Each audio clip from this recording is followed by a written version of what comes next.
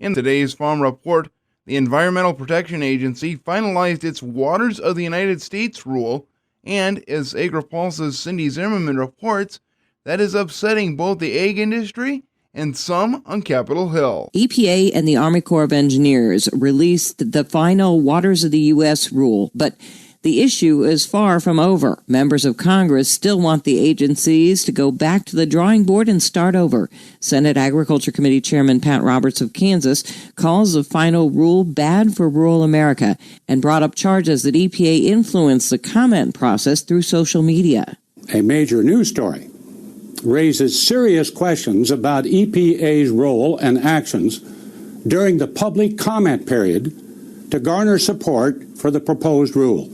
EPA inappropriately influenced the rulemaking process. EPA not only stacked the deck against farmers and ranchers, it ignored them. Announcing the initiative on Wednesday, EPA Administrator Gina McCarthy stressed several times that the final rule includes no new permitting requirements and maintains all previous exemptions, particularly for agriculture. As I mentioned before, the rule does not add any new requirements for agriculture, and it retains all of the decade-long exemptions and exclusions for farming, ranching, and forestry. It does not interfere with private property rights or address land use, and it does not regulate any ditches unless they function as tributaries. It doesn't apply to groundwater or shallow subsurface flow, cover drain tiles, or change policy on irrigation or water transfers. These are all important points that we have made crystal clear. Assistant Secretary of the Army for Civil Works, Jo Ellen Darcy, says the new rule clarifies the difference between a tributary and a ditch. Tributaries, which science defines by the physical signs of flowing water, are included because they can carry pollution downstream. Features that don't meet the scientific and legal definition of a tributary, including erosional features like gullies and rills and ephemeral features like ephemeral streams, are not covered. The rule maintains the current practice on ditches. Only ditches that look, act, and function like a tributary are covered because they carry pollution downstream. Meanwhile, the U.S. House has already passed a bill to block the proposal from going into effect, and other efforts are continuing to stop it through agency appropriations bills. Reporting for AgriPulse, I'm Cindy Zimmerman.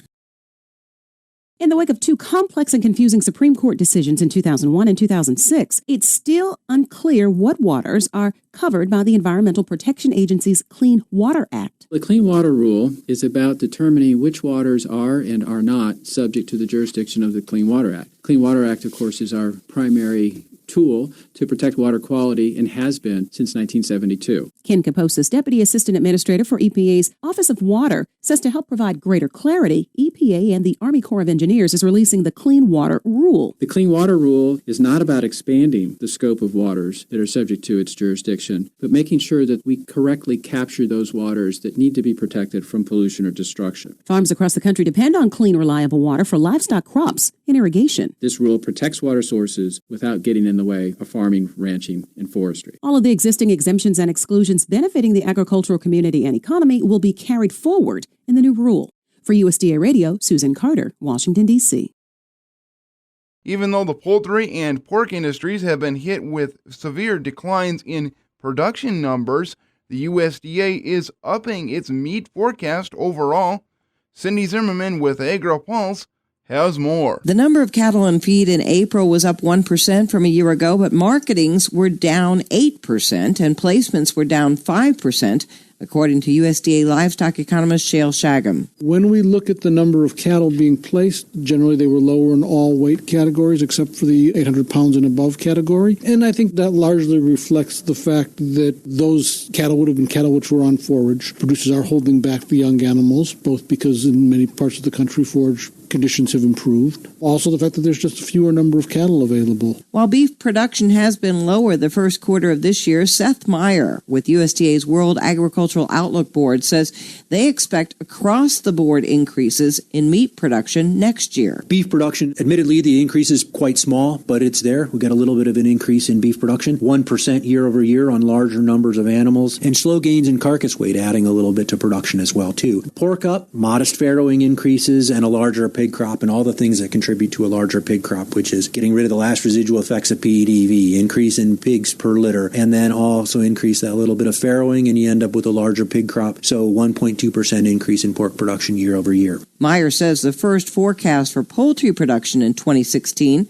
also shows increases in all categories, despite the impact of avian flu in major producing states. For broilers, they were ramping up. We increased our forecast for 2015 a little bit, and they were ramping up production, so we got a little bit higher number for 2015. We carry that increase in production into 2016, so we've got a 2% increase in broiler production for 2016. Turkeys, we made a little bit of a downward adjustment for 2015 on HPAI effects in that market. Current assumption is a recovery for 2016, so a bit of growth in that market year over year. Reporting for AgriPulse, I'm Cindy Zimmerman.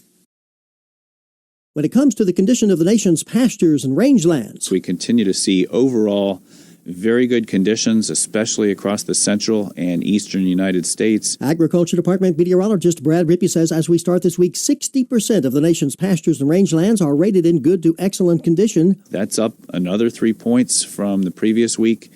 So we have very lush conditions. Illinois leads the nation 83% good to excellent for its pastures. Large number of states across the central and eastern U.S., including Texas, with more than 70% rated good to excellent. The problems, of course, mostly in the West. But even California has benefited from some of this May shower activity. Only 30% very poor to poor, better than we've seen in several years. Leaving Nevada as ground zero, with 55% of pastures and rangelands there in poor to very poor shape. Nonetheless, for the nation as a whole, only 10% of pastures are rated poor to very poor this week. Gary Crawford for the U.S. Department of Agriculture, Washington.